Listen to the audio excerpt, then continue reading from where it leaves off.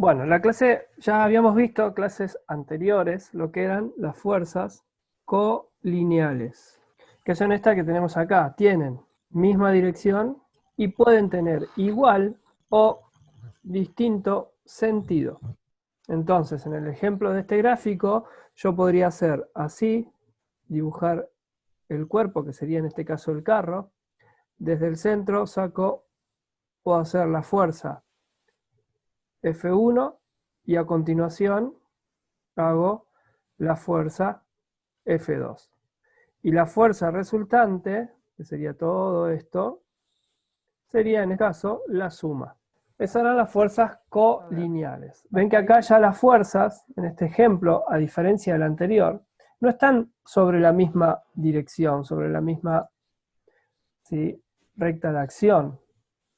¿Sí? Entonces, este sistema se denomina sistema de fuerzas concurrentes. El otro era colineales y este es un sistema de fuerzas concurrentes. Cuando la recta de acción de los vectores que forman un sistema pasan por un punto, las fuerzas son concurrentes. ¿Sí? ¿Qué quiere decir esto?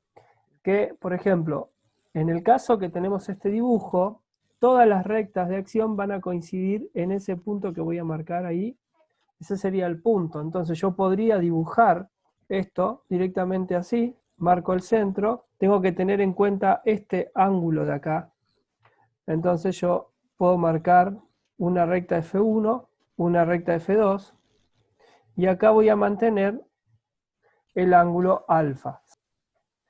Se puede dar el caso de una fuerza F1 acá y una fuerza F2 así. Las dos empiezan ahí. Entonces no son concurrentes, ¿sí? Pero por ejemplo, si las fuerzas no concurren en el mismo punto, se pueden trasladar hasta que su origen coincida. Es decir, yo puedo hago una línea de puntos acá, traslado la línea del vector, la dirección, traslado esta dirección, y se cortan acá, en ese punto de ahí.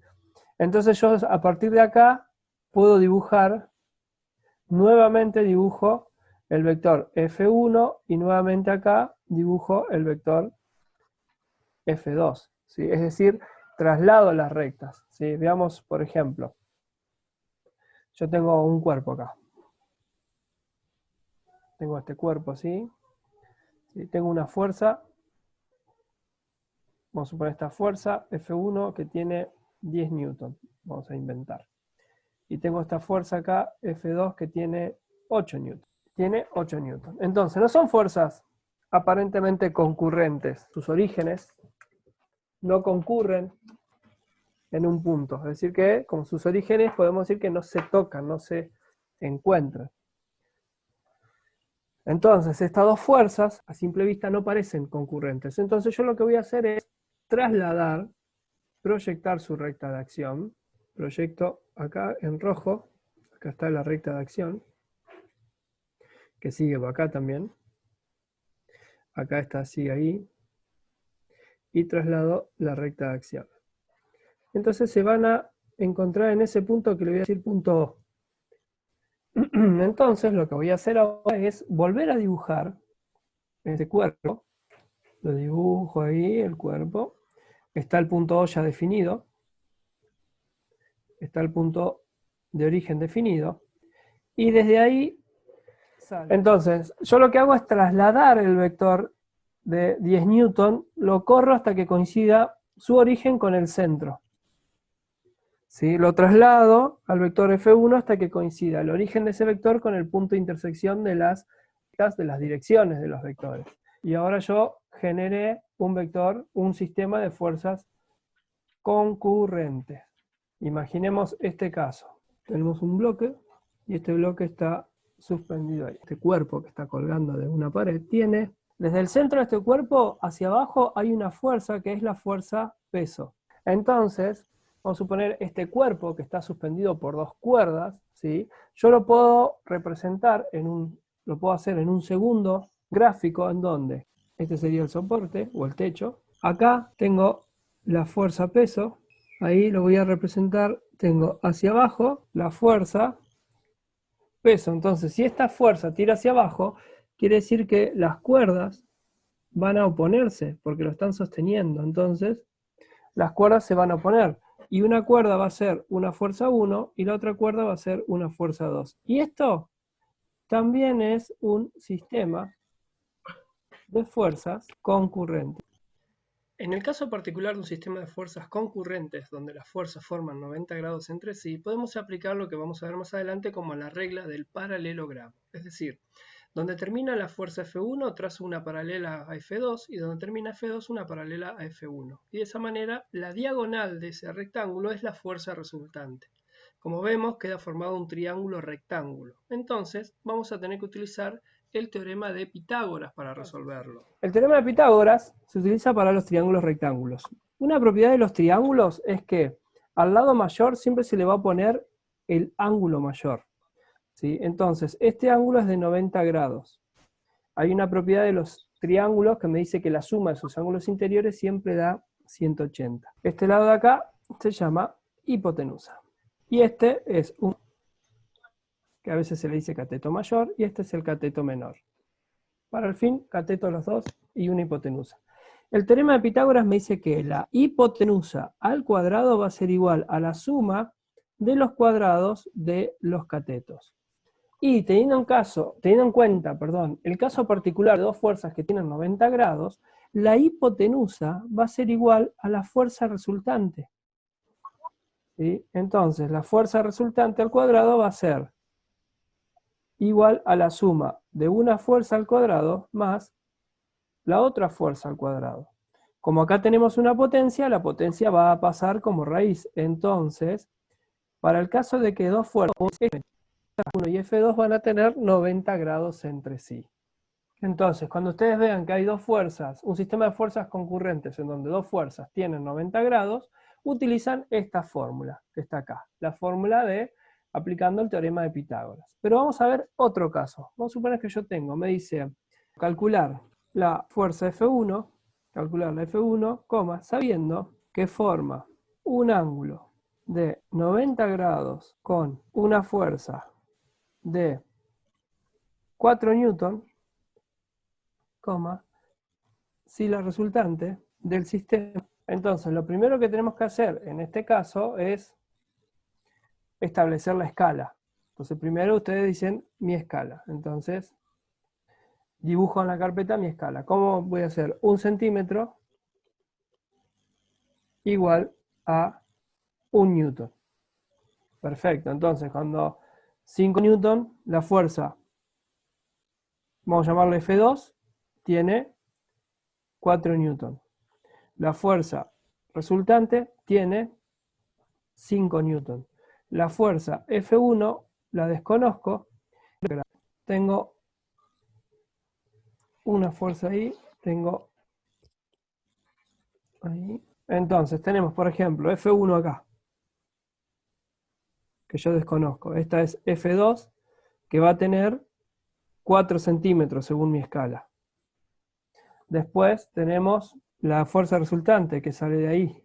Esa fuerza resultante va a tener 5 centímetros según mi escala. Entonces yo tengo que calcular F1. Como sé que acá tengo 90, sé que ahí tengo 90, que es el ángulo alfa, puedo utilizar Pitágoras. Entonces yo tengo la fuerza resultante va a ser igual al cuadrado, va a ser igual a F1 al cuadrado más F2 al cuadrado. Entonces, acá yo tengo que despejar F1. Me va a quedar la fuerza resultante menos F2 al cuadrado, porque está sumando, va a ser igual a F1 al cuadrado. Entonces, la fuerza resultante al cuadrado menos F2 al cuadrado, todo esto raíz, va a ser igual a la fuerza 1. Entonces, 3, esto que yo les voy a marcar así, todo esto que está acá, es la forma analítica. ¿Cómo se resuelve de la forma gráfica teniendo en cuenta esto de acá?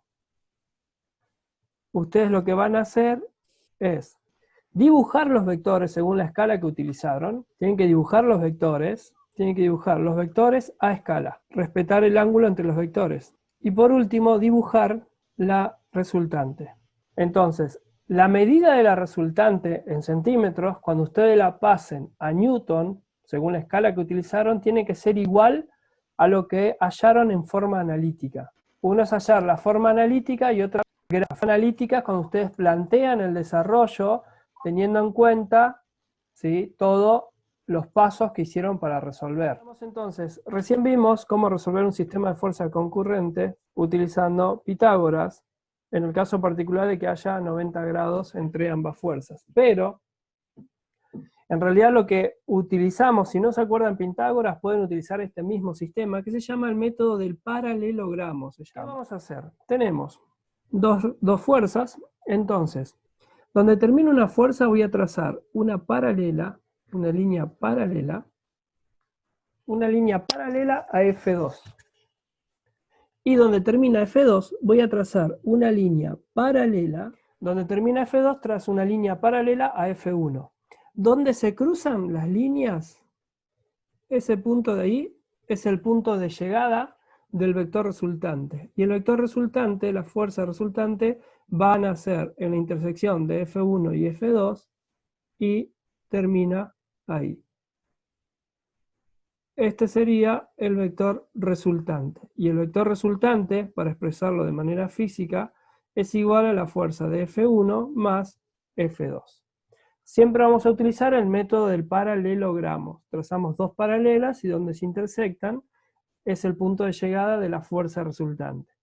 Este método lo vamos a estar utilizando mucho, entonces, con el cálculo y demás, vamos a hallar el problema analíticamente. Por ejemplo, como yo acá, vamos a suponer que este ángulo de acá es un ángulo de 80 grados.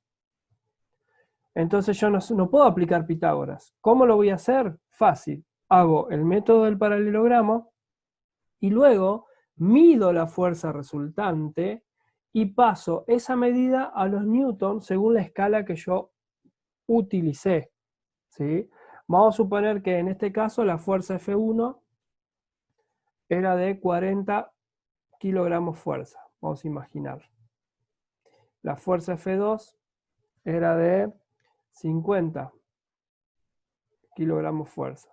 Y vamos a suponer, voy a borrar acá, vamos a suponer que el ángulo alfa, ¿sí?, le voy a llamar alfa, ese ángulo alfa, vamos a suponer que era de 70 grados. Entonces, primero hay que plantear una escala. Entonces, la escala que yo utilizo va a ser igual a 1 centímetro, 10 kilogramos fuerzas. Entonces, el primer vector, hago 40 kilogramos fuerza por 1 centímetro dividido 10 kilogramos fuerza. El primer vector va a tener 4 centímetros. El vector 2 va a tener 5 centímetros. Entonces, ustedes hacen el dibujo respetando esas medidas. Aplican el método del paralelogramo y miden la fuerza resultante. Entonces, vamos a suponer que cuando midieron, la fuerza resultante les dio 7 centímetros. Hicieron el gráfico, miden la fuerza resultante y les da 7 centímetros. Entonces ahora aplicamos nuestra escala utilizando el factor de conversión, 10 kilogramos fuerza, 1 centímetro. Entonces, respuesta acá, FR, que es igual a F1 más F2, F es la suma algebraica, porque 40 más 50 es 90, sino que es la suma de fuerzas. El resultado me da 70 kilogramos. ¿Quedó claro?